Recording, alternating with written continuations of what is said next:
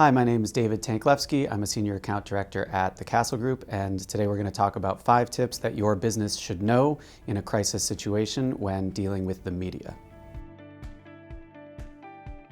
Okay, the first one is pretty basic, but it's really important, and it's be honest. Honesty is really the best policy when you're dealing with a crisis situation. That means when you're communicating with the public, you may not necessarily share everything about a situation, but the information that you are sharing in a strategic way should be accurate. Nothing makes a crisis worse than sharing information that's not truthful or is somehow a misrepresentation of the facts.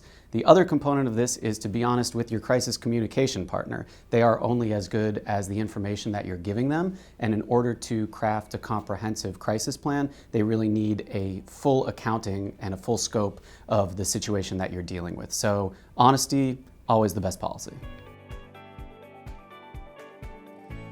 The second tip is when dealing with the media, remember that they have a job to do. A lot of times we are dealing with the media during crisis situations in an adversarial relationship, but that doesn't mean that we view the media as our adversary. Media has an important job to do, they have a difficult job to do, and they have a role that has a lot of unique stressors and pressures. So we often in crisis situations are counseling our clients to approach the media respectfully and try to provide more information so that they can write a fuller story about the crisis that your client might be facing. Again, that doesn't necessarily mean that we encourage you to share everything about the crisis situation with any media outlet, but it does mean that we have a healthy respect for the job that they're doing, and we're trying to provide them with more information as they go about writing their story in a way that advocates for our clients.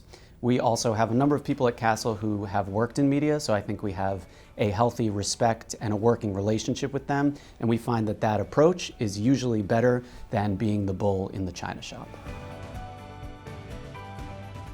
The third tip really rolls right on the heels of that second tip, and that is to fight your initial impulse to react. A lot of times in a crisis situation, emotions are very high and cognition is fairly low.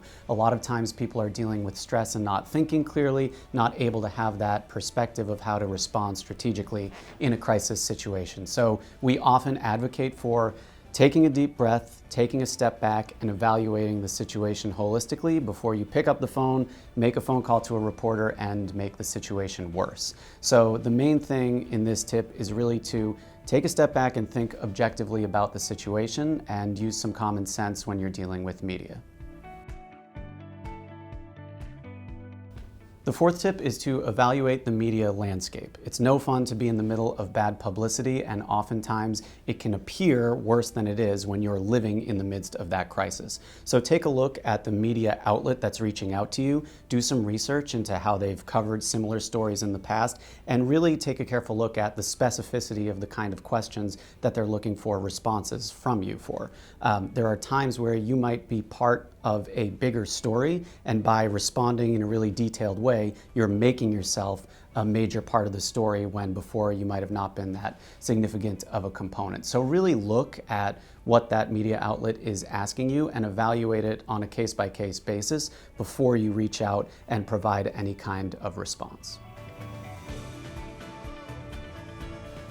And our fifth tip is have a plan and put it into practice. A lot of times with a crisis situation, the best offense is a good defense. Try as best you can to come up with a crisis plan before the crisis arises. There's no way to plan for every eventuality, but by having a comprehensive crisis plan and by looking at a couple of situations you think may come up down the line, you can save yourself a lot of trouble when you're dealing with a high-stress environment. Here at Castle, we really do try to work with our clients on anticipating crises before they become full-blown crises so that you have a plan in place that you can refer to when things get really hectic. So a lot of the times we're encouraging clients or working with them on potential scenarios that could arise down the road and gaming out scenarios for how to respond. That can be really granular. It can include who responds to media inquiries, who sends the email to our community, who reaches out to our key stakeholders before this news becomes public. And just by having that plan in place, you're setting yourself up to be able to think clearly